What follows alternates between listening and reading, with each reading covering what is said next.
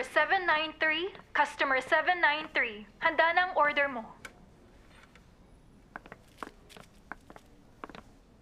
Excuse me. Mukhang mali ang narinig mong number. Akala ko nauna yung order ko eh.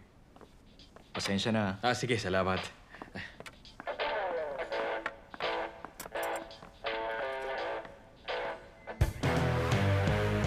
Ako si Wang In-song, substitute teacher. Nice to meet you, sir. Nice to meet you. Sa labas tayo mag-usap. Okay. Buti naman. Yung isang teacher kasi namin, nagka-stomach flu. Kaya kailangan niya muna magpahinga ng 1 linggo. Ay, naku.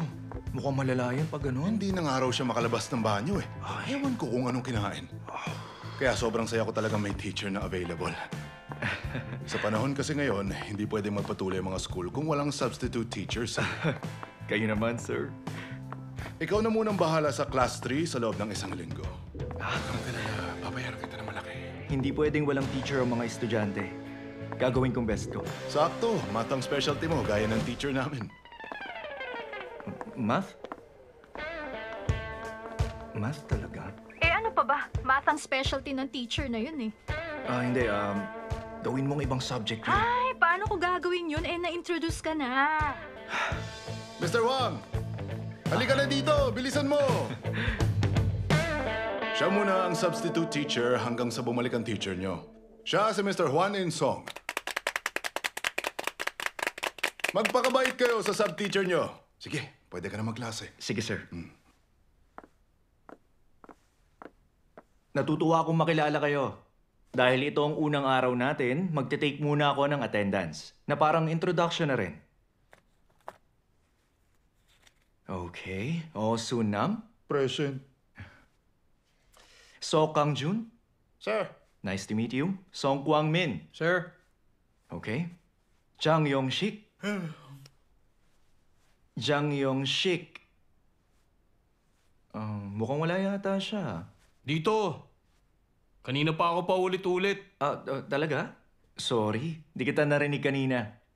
Sa susunod, pakilakasan, okay? Tigilan mo nga kami. Pak Sung Te? Pak Sung Te? Saan ka pupunta?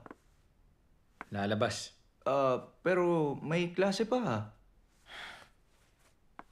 Ang ganda ng araw, oh.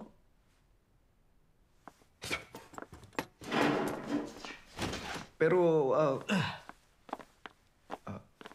okay. Saan na kayo sa klase?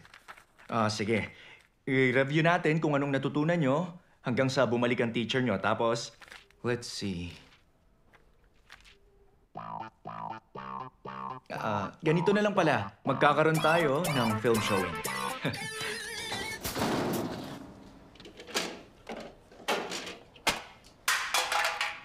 Hi, teacher. Oh. Bakit? Ano yun? Meron sana akong hinging pabor sa inyo. Pabor? Anong pabor? Meron ka bang yosi dyan? Ano? Nakalimutan ko kasi bumili kanina umaga. Kahit na ganun, hindi dapat sinasabi sa teacher yung bagay niya. Sinong teacher?